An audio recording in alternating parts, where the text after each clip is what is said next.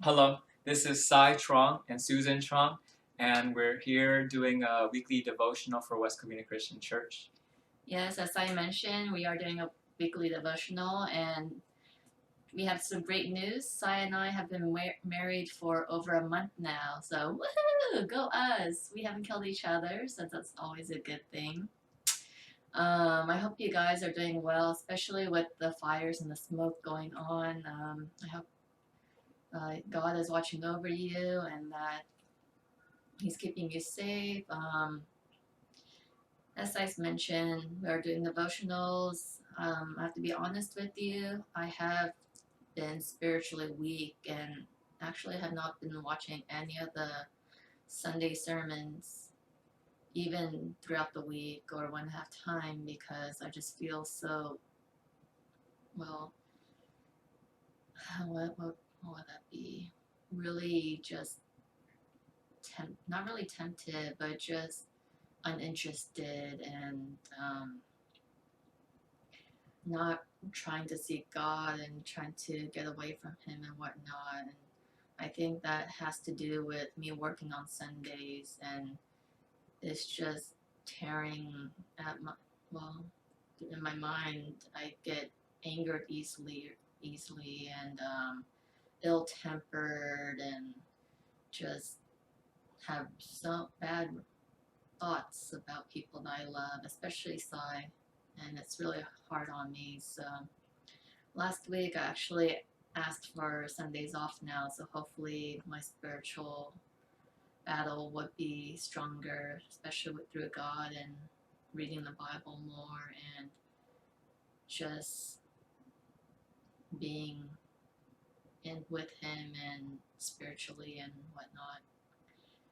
And so that's been going on with me. As I mentioned, I hope you guys are doing well. And Sai actually has a verse that he wants to read to you guys. Okay.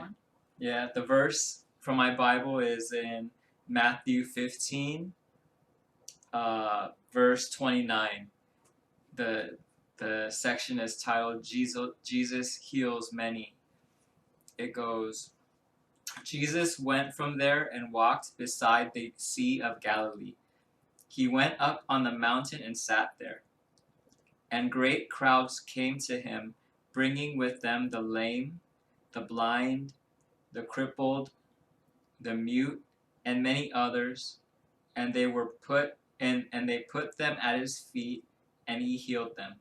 So that the crowd wondered when they saw the mute speaking, the crippled healthy, the lame walking, and the blind seeing, and they glorified the God of Israel. So I chose that verse because it's very impactful to me right now. It reminds me to keep Jesus at the center of my heart, and not only to read about Jesus and to pretend like I know him and to pretend that I'm a Christian, but really pursue God and let the Holy Spirit into my life. Mm-hmm. I was talking to Susan's cousin this past weekend, and we were talking about the Pharisees and how they undoubtedly knew that Jesus was God because they saw him do all these things and all these miracles, yet they truly did not accept him as God. And these things that Jesus did, that they saw, that the Pharisees saw, these are things that only God could do, only Jesus could do. Yet they still did not accept him. And so what this teaches me is not only to pretend like I know Jesus, but to um, really keep him at the center of our relationship, Susan and mine, and to be adamant about that. Um, and and from that, I truly believe that that will heal us. Jesus will heal us, letting the Holy Spirit into our lives, Susan and I, that will heal us. And it may not be I'm pretty sure it's not going to be immediate. It's not going to be something that I'm going to know right away. It, I'm pretty sure it's not physical. We suffer a lot of physical things, but our healing may not be physical. It may be deep rooted. It may be it's probably be spiritual. Um, but it definitely will happen, and I'm very sure of that. Very sure of that. And so yeah, that's why that verse stood out to me. And so that's it. That's all we have to talk about for this week. Um, it was nice to talk to you, and we hope to see you again soon.